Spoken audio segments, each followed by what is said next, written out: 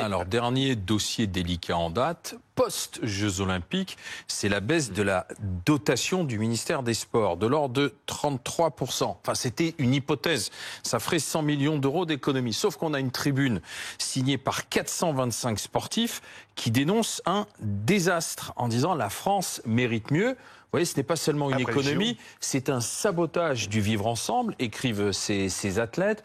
Nous ne resterons pas silencieux face, le mot a déjà été employé, ce désastre annoncé. La France mérite mieux. Eh bien, justement, nous sommes avec David Douillet. David Douillet, l'ancien double champion olympique de judo, l'ancien ministre des Sports. Il est consultant RMC Sport. Bonsoir, David Douillet. Vous n'êtes pas signataire, mais comment vous positionnez dans cette histoire? Vous, l'ancien responsable politique aussi. On fait des économies ou on touche pas au sport? Ce ne sont pas des économies en vérité, parce que le sport c'est un investissement dans l'avenir. Au-delà de la cohésion sociale que vous venez de mentionner, que les athlètes ont mentionné, ils ont 1000 fois raison. Il s'agit de santé et on connaît le problème de l'obésité, notamment dans notre population infantile.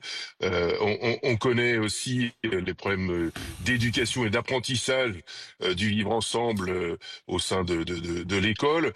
Si demain on décide c'est pas 100 millions d'euros de baisse, hein, c'est 391 millions d'euros de baisse.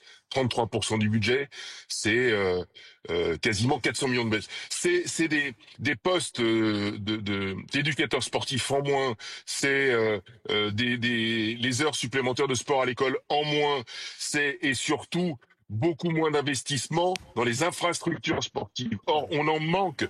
On a besoin de rénover nos piscines, on a besoin de rénover nos gymnases, on a besoin d'outils pour la pratique du sport. Et si on fait pas ça, eh bien, ça va nous coûter beaucoup plus cher dans les années à venir. C'est ridicule que de vouloir couper l'élan qu'ont provoqué les Jeux, l'élan qu'ont provoqué tous nos athlètes qui ont brillamment opéré pendant ces Jeux Olympiques, cet engouement, cette envie qu'ils ont créé, et là on va pas être capable de la gérer. C'est complètement absurde, c'est complètement... Dans tous les cas, David... C'est un manque de conscience politique pour l'avenir. Le politique, il doit gérer l'avenir. Or là, on gère l'immédiateté. C'est une mauvaise économie. Sans penser aux conséquences. Alors David, vous avez un allié, figurez-vous, dans cette histoire, c'est le président de la République, Guillaume Daré. Le président de la République qui dit aux sportifs, vous avez raison, depuis 2017, j'ai veillé à ce que le budget du sport augmente chaque année. Nous avons organisé des jeux magnifiques, dit Emmanuel Macron.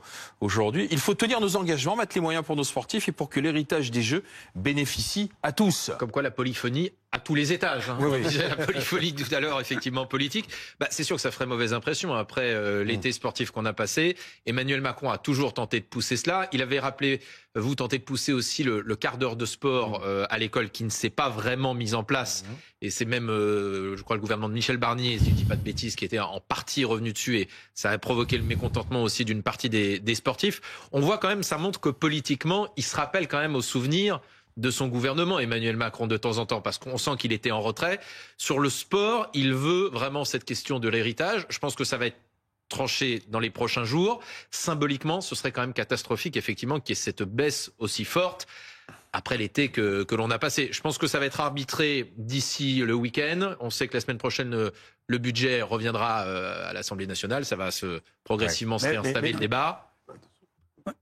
Non, mais sur les sports, c'est 100 millions. Simplement, j'essaie de comprendre. C'est pas effectivement à l'échelle des 50 milliards. Le coût économique est ridicule, le coût politique est énorme. 100 millions, est-ce que c'est vraiment... Ça n'a pas de sens. En 3 ans, les dépenses de fonctionnement, donc ça veut dire c'est pas les sportifs, c'est le fonctionnement au sens large de l'administration publique, ça a augmenté de 75 milliards d'euros. Vous savez, donc 75 milliards, c'est pas 100 millions, c'est pas 300 millions. Donc là, on parle en milliards. 100 millions, donc c'est ça le drame. Donc il y a évidemment, je dirais, il faut repenser complètement cette dépense publique. Quand vous voyez que, vous savez, tout ce qu'on appelle les comités théodules, là, vous savez, c'est-à-dire des comités pour faire plaisir aux copains, etc. J'ai regardé les chiffres de l'INSEE avant de venir. Vous savez combien ça coûte chaque année?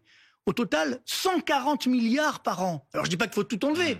Il y a 700 comités théodules, donc c'est des comités, voilà, où on place des amis, etc. Ça sert pas à grand chose finalement. Ça coûte 140 milliards d'euros. Là, encore une fois, on peut bien réduire un petit peu, mais non. Et pourquoi ils ne le font pas? Aucune volonté politique. Parce que nos ministres vont peut-être finir dans ces comités Théodie ensuite. Voilà, c'est peut-être ça. Ou alors il y a peut-être des copains qui sont là, etc. Mais toujours est-il qu'il faut de la transparence. Moi, ce qui me fait extrêmement peur aujourd'hui, c'est qu'il n'y a plus de transparence. Et donc, on veut gagner quelques millions ici ou là, alors qu'il faut repenser complètement le fonctionnement de la dépense publique. Un exemple du fonctionnement, le Sénat vient de voter la fin des avantages pour les premiers ministres, contre l'avis du gouvernement.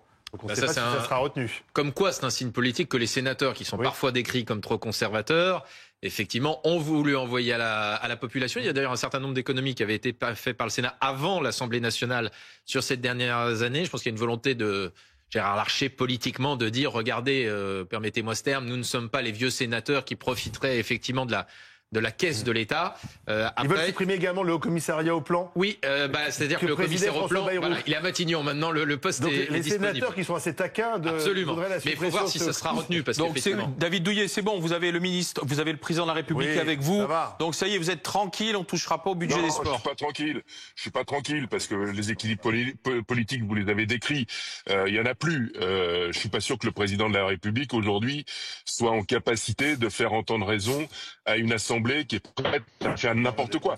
En réalité, et un gouvernement qui est prêt à faire n'importe quoi. Parce qu'un gouvernement qui ne s'occupe pas de sa jeunesse et couper, saccager le ministère des Sports, c'est mettre un coup de butoir dans l'envie que cette jeunesse puisse sortir des quartiers, acquérir des valeurs qui leur permettent au lieu de dealer, de tirer de ne plus tirer à la Kalachnikov. Ça va loin, quoi. Enfin, c'est du grand n'importe quoi. Faut se rendre compte. Pour des économies de bout de chandelle à l'échelle de l'État, et vous l'avez très bien étayé et très bien décrit, on va sacrifier sur l'autel de l'économie de rien du tout. Enfin, moi, je suis hors de moi. Et les athlètes, maintenant qu'Emmanuel Macron, c'est bien normal.